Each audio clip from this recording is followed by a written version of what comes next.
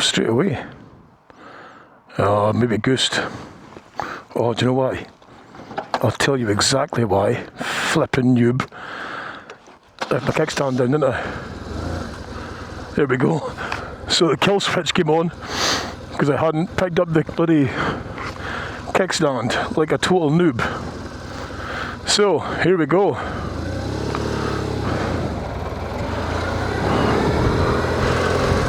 Look at that. There we go. Running fine now.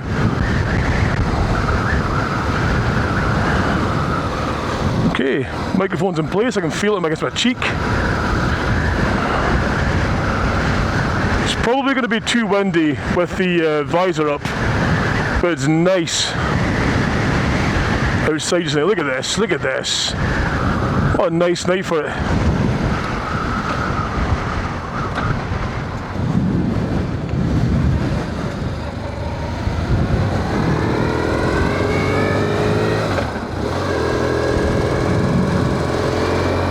Oh man, yeah. I just love this bike so much. Like, this was exactly the kind of bike I was after. I wanted something where, you know what, I wanted something where I could go out for a cruise, you know, through town or through the village here. Something that I could go on a bigger journey with potentially, you know, given time. I'm quite fancying doing a big journey, a big run to, you know, Thurso and back, around the west coast of Scotland. You know, that would be totally my intention. But right now, this is just nice. It's a nice night. Let's go for a little hurl and see what we can see. What I might do is go through the middle of Meldrum here. So this is where I live, Oldmeldrum. It is the heart of the Geary, the granary of Aberdeenshire. Great place to live. Beautiful people, beautiful area, really beautiful town. We've been here, well, my wife's from here. She kind of was born and raised here. I'm, however, a dirty newcomer. I met my wife in Aberdeen. She was there through work, had moved to the city. I was living there having moved down from Thurso when I was 17. And subsequently, funnily enough, I met my wife when I was, what was I? I was 38 when I met her. And I was at a point in my life where I wasn't happy anymore in Aberdeen. I was miserable. I missed the small town kind of feel of a place. I didn't like Aberdeen. I found it to be too, I don't know, it was a big place. Nothing against Aberdeen. It's an amazing city and it taught me a lot. But it also was somewhere where I had a lot of bad memories from as well. A lot of bad things, bad people, and bad areas. Like I lived in parts of the city that were really, really bad. And here we go, fire station.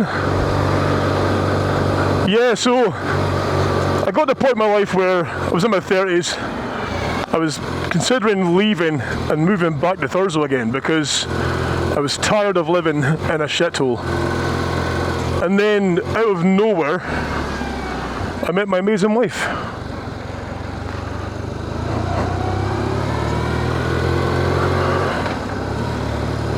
So, we got together, started dating, got together, became more serious. She moved in with me. I lived in a place called Tillydrone in Aberdeen, and not a very great place, not a very great street. She moved in, hated it. You know, it was a big change for her as well too. It was a really low-cost area. The sad thing is, there were some amazing people who lived there, but they were outnumbered by the amount of people who just wanted to see the place burn, who wanted to see it destroyed. And it was a damn shame. What a nice place. Well, nice people, sorry. The place was shit. And so she moved in, and it didn't really work out too well. She wasn't happy with it. I wasn't happy with it. And then eventually we're like, you know what? I think the final straw was, I a guy, one of our neighbours, started kicking off and was seen wandering around with a bloody axe in his hand, and we're like, you know what, time to leave. So she had suggested, look, why don't we look at a place out the road, and perhaps why don't we look at Oldmeldrum, because, you know, she's from there, she's from here, and she knew people here, and her family were here, her mother and father were here, and we were planning to, you know, get married and have kids, and we thought, well, I didn't want kids to grow up in Aberdeen. And again, no offence to those of you who have, but certainly where I lived, the kids were dealt a poor hand. You know, it was a tough life for them. And I didn't want that. I wanted the kids to have what I had. You know, I grew up in a small town, you know, nice scenery, nice, you know, nice part of the country. So did my wife, the Rubes. She grew up here in Meldrum. Again, great. I mean, you see here, there's just fields all around. You know, it's just. In fact, you know what we'll do? We'll go for a run out one of the roads here, one of the fields, and have a look, and then give you a better kind of idea of, you know, how close to our home. I mean, over this hedge over here is where we live pretty much. This is the bypass around the village. We live just over there, and you know, I could be on this bike, and within 2 minutes, I'm, you know, I'm in the country. I'm seeing scenery. I'm seeing, you know, fields and trees and wind blowing through my non-existent hair. It's just, and I wanted that for my kids. You know, I wanted my kids to have the same thing I had, where they can go outside and you know, they can head up the hills up there for a walk. You know, they can come to the bypass here. There's you know, it's a small community. You kind of know most people around here, and everyone's really welcoming. I mean, they weren't initially when I first moved here. Sorry, it's a bit windy. You might not be able to hear me properly, but when I first moved here, on my bike before this, I've still got it in the garage, but I've also got a Kawasaki VN1500 that's currently been stripped to bits, and it is needing a lot of work, but it's a big cruiser, you know, a big noisy cruiser, big exhaust. Let me just navigate this for a bit before I say anything else. There we go. So before I moved here, well, when I moved here, sorry, that bike was running fine. So I came out on the bike. I'm a big guy with tattoos and a bald head and this big motorbike. And, you know, of course, everyone thought, oh, sweet Jesus, you know, he's a Hell's Angel. You know, he's a drug dealing Hell's Angel in the village. But, you know, once they got to know me and realised that I was one of those things, they, you know, became really friendly. Let's go this way. There we go. Yeah, so they became really friendly once they realised I wasn't some kind of drug dealing Hell's Angel.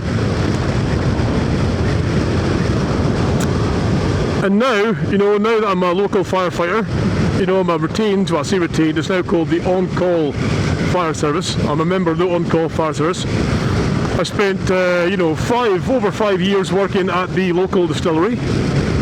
You know, Oldmeldrum Sports, one of the oldest, if not the oldest, distillery in Scotland. Glengarry, what a beautiful place, beautiful whiskey. I can recommend the 12-year-old certainly. But yeah, so once I became a kind of member of the community, everyone accepted me, you know, and I was a nice guy, I was a fine guy then. But look at this, I mean, that's 2 minutes away from my home, and fields upon fields, beautiful scenery. You know, it's just a great way of life out this way.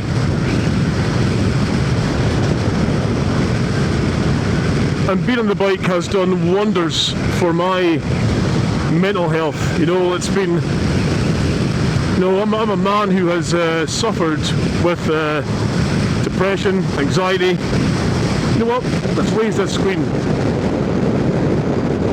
Gives us a little bit more protection in the wind there. Yeah, I'm a man who suffered from anxiety, depression over the years. And, you know, obviously I've had a recent change of jobs. Sadly, I was made redundant from the distillery. I had to find something else. Found something else quite quickly, thankfully, but, you know, it does knock you for six a little bit. And I was lucky enough that, you know, found other work. I got a nice payoff from the distillery, so I can't complain too much, which was nice. But yeah, your confidence gets relaxed, and you're stressing because you have a mortgage to pay, you have 2 kids, you got a wife and a family to support, and I was really worried about that. And getting this bike, this bike, as you've seen in previous videos, has been a real labour of love. More so on my friend's behalf, Butch, who has graciously gave me a lot of his time to get this thing running again. It's had a whole heap of new parts inside there too as well. There's the disc tank's been cleaned out entirely, new fuel filter in there, there's a new starter motor because it's shut the bed as well. Some of the connections needed a bit of welding because they were also kind of goosed. And it's taken a bit of work. Even today, before I came out of the bike, I pulled out of the garage, turned the key, and the fuel injector didn't come on. I tried a couple of times, wouldn't come on, wouldn't start. Tried it again, and it came on. So it might be because it's been sitting idle for a while, I don't know. And it might just be a small brain fart. It could be a problem that needs addressed. But look at this, look at this. Look at the sun in the sky there.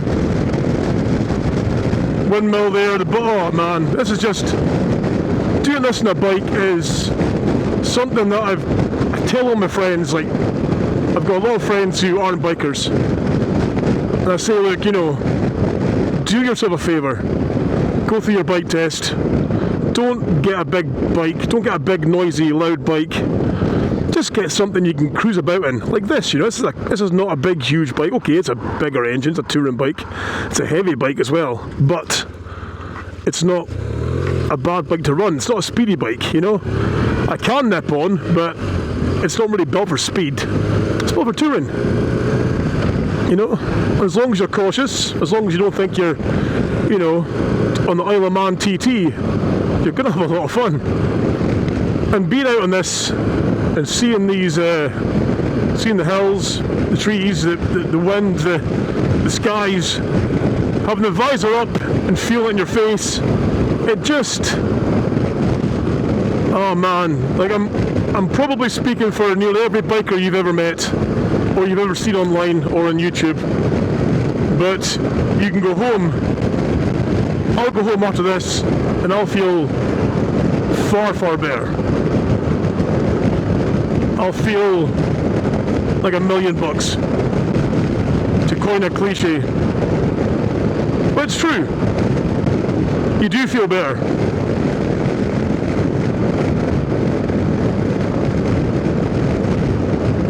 And here's me sitting there cruising away at 60 miles per hour. I don't feel like I'm at 60 miles per hour because I'm more upright and it's a bigger bike. But it just shows you, it shows how easy it is to get up to speed on these things and have to watch your speed, because one little twist of this thing and I'm away. I could easily break that 60, but of course legally I don't want to. Wouldn't do that, of course,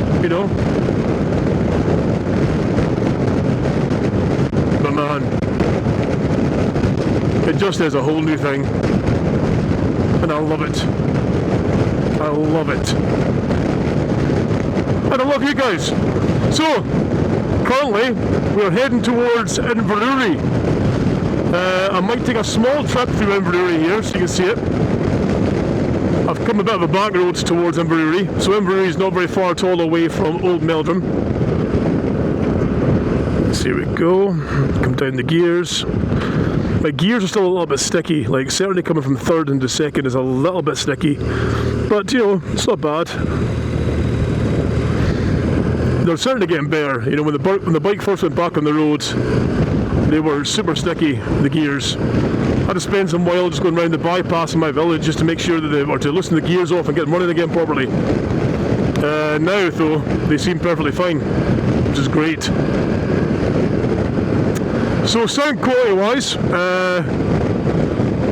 and video quality wise in fact, so this camera here is mounted on my helmet through a clamp, not like a fixed mount on my helmet. I saw this adverts for a clamp, it's like a big bulldog clip that just clips to your chin, and it seems to be working perfectly fine from what I can gather.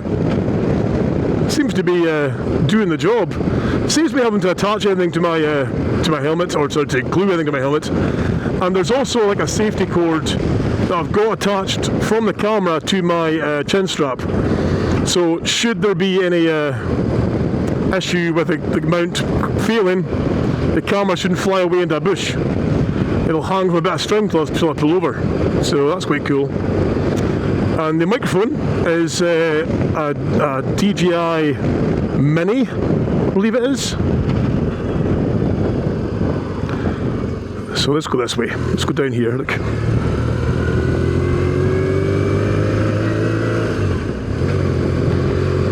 So yeah, DJI Mini microphone, which is connected wirelessly to the camera. I haven't had a chance to set the audio levels, so this is probably going to sound really blown out because the microphone is right beside my mouth in this helmet, held in by my cheek. Actually, I need to get a more secure way of holding it in place. But yeah, it might be okay. We'll see. Or maybe if I'm speaking too loud, it's maybe going to blow it out. But this is Inverurie. Let's lower this again so we can see. Here we go. This visor's really cool as well too. This thing, you know, raising it even by that little bit there, and when you're high speed, really gives you this kind of air window that kind of it hits your helmet, but it hits high in your helmet. So down here is all kind of safe from the wind almost. Through the town, so you know, down it comes, and you can, you know, it's a bit more. You can see a bit more visually, but yeah, it's a really handy thing.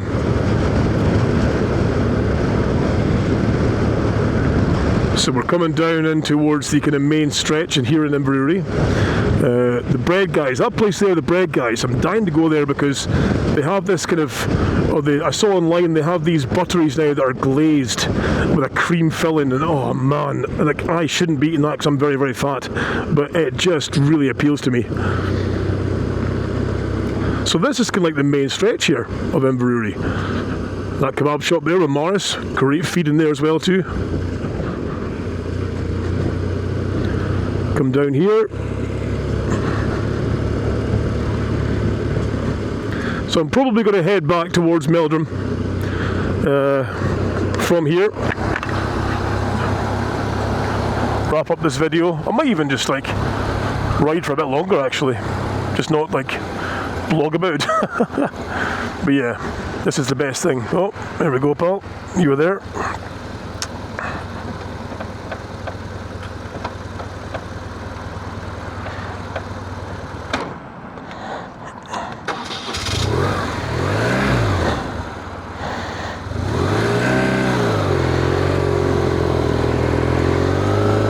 Gears wouldn't shift there.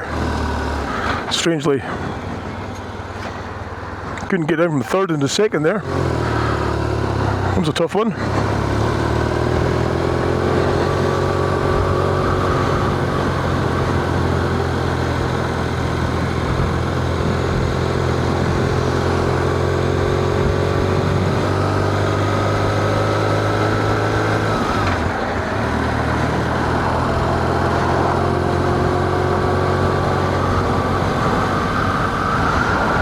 This is the retail park here for Inverurie, or one of the retail parks.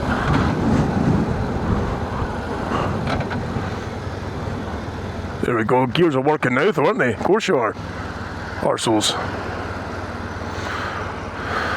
So yeah, I mean, like what a day for this as well though. What a great day for being on the bike.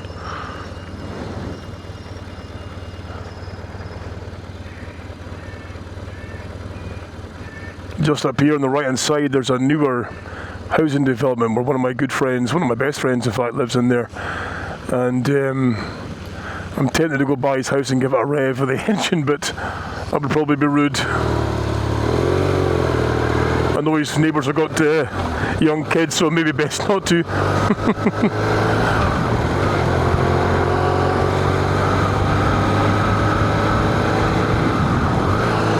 I mean, even that, look, even that over there, just some great scenery. It's just a beautiful part of the country to be out on. Absolutely love it. Okay, let's get our windshield back up again, because we'll be going faster again soon. Visor down. You'll probably hear me better now with the visor down, I imagine. So yeah, this old bike is needing a good bit of work yet, but I mean as you can see, this right wing mirror here smashed. Also held on by duct tape. The mounts of that mirror are not connecting properly, so I'm probably going to have to buy a new housing and a new mirror for that one, which is a pain in the rectum, because they're not cheap. Like, even with these old bikes, buying parts for these old bikes isn't the cheapest thing to do. My left indicator currently isn't working, so I'm having to hand signal when I'm going left.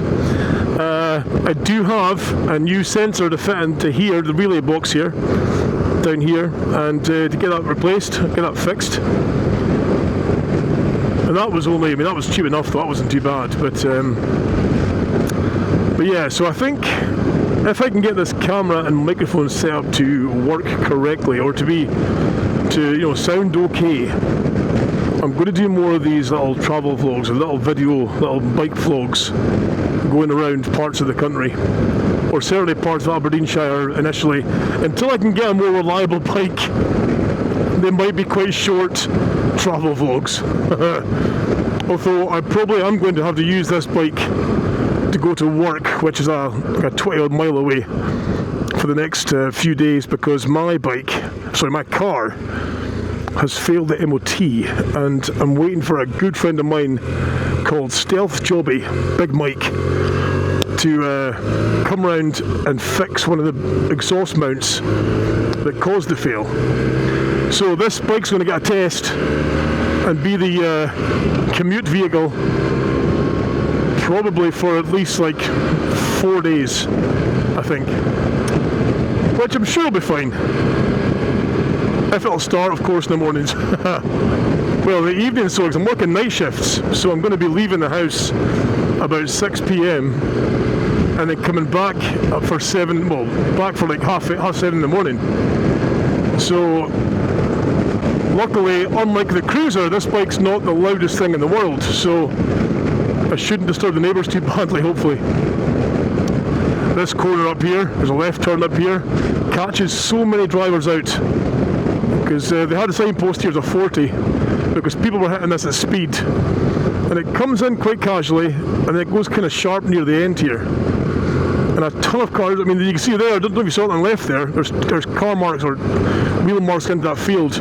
Both sides of this corner there have the poor farmers have lost fences repeatedly through cars and vans going through their fences. Absolute nonsense.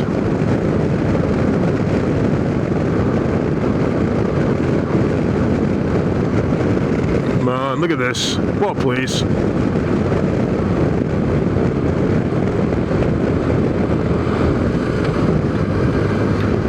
It's a thing. You look upon this and think to yourself, well, despite all the concerns or troubles you may have at home, money worries, stress about your job, stress about your health, and I know that people worry about being out on a bike as a risk, but it's a small risk. If you're cautious, it's a small risk. And it's the mental health benefits completely outweigh the negatives, I feel. Bar of berries, all the berries there growing.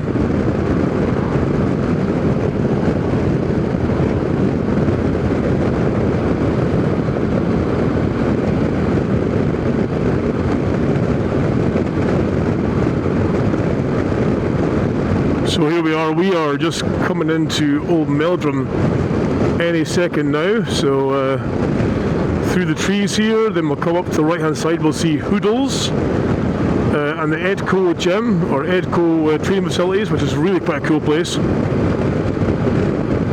Hoodles is like obviously by the name, a play barn and coffee shop, and we've taken our kids in there countless times, and as a parent, you know it's hell. I mean, it's a great facility, it's a great place, but if you're a kid, it's a great place. If you're an adult, it's a noise-ridden, snotter-filled, sneeze-a-thon, screaming kids, pit of despair and misery. Some place, man. Do you know what? Before we finish things off, let's take a small detour past the Glengarry distillery so you can see what it's like.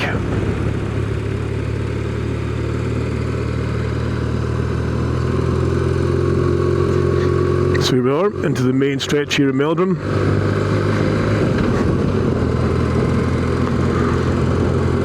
Again, I just can't sing the village's, you know, virtues enough.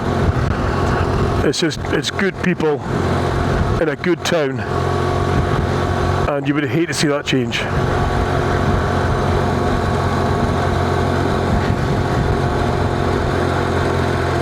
There's very little in the way of, you know, bad behaviour, some bits here and there, like any town, but very, very minimal.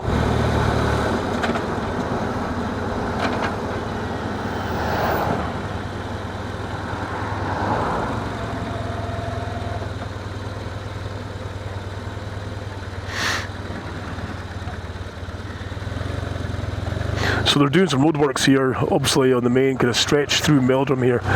And one of the problems is that on the right hand side here, you'll see is the fire station. Now the fire station there, the access into the car park for the cars for when we arrive for a shout, is right where that blue barrier is. At least they've left room for the pump to get out, but for the cars, not so much. Right. Let's cut down here. This is a little back road here towards the distillery.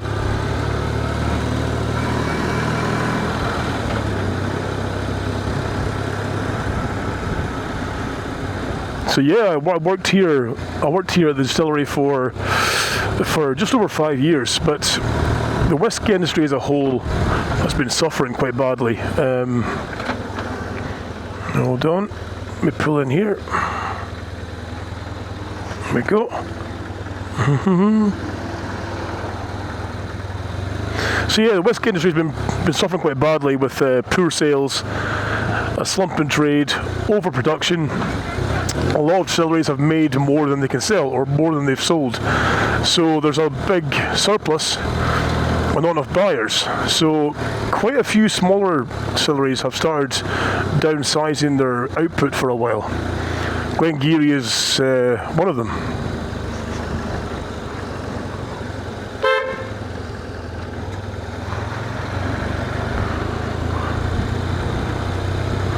Oh, I think I scared that kid, sorry.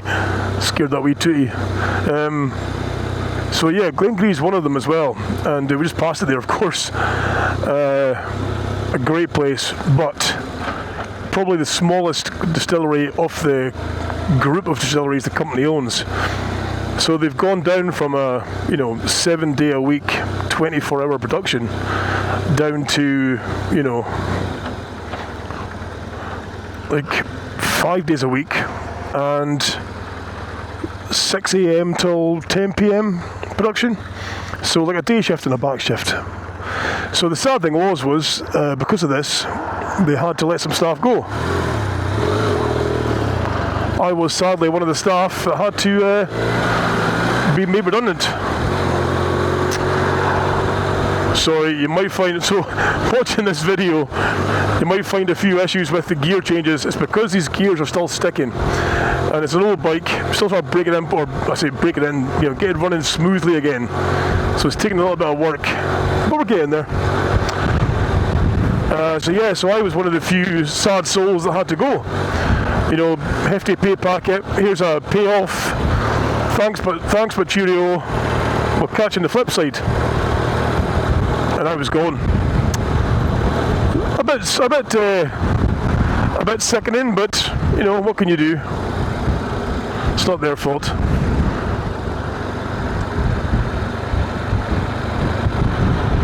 Anyway, Getting back to home now.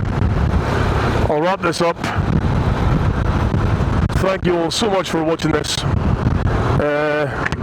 If you like what you see and you hear, feel free to like and subscribe. I know that everyone says that, but you know, I plan to make more of these where I could just sit and chat for a little bit on the bike and hopefully show you more of this beautiful part of the country.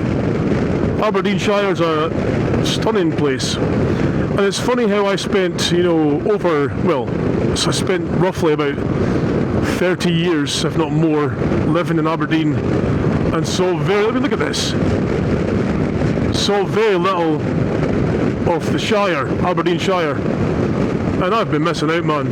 It's a beautiful place, and these gears are sticky as hell.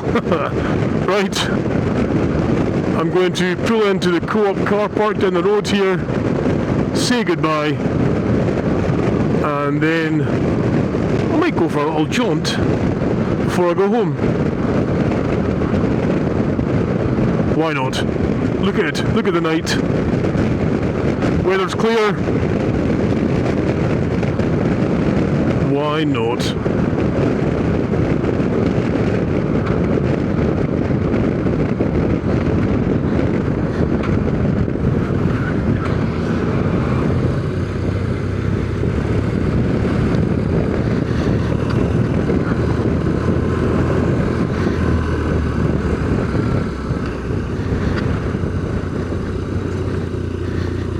So let's pull into the car park here, pull on the side for a little bit, get myself sorted out, turn off my recording, and I'll catch you guys all next video.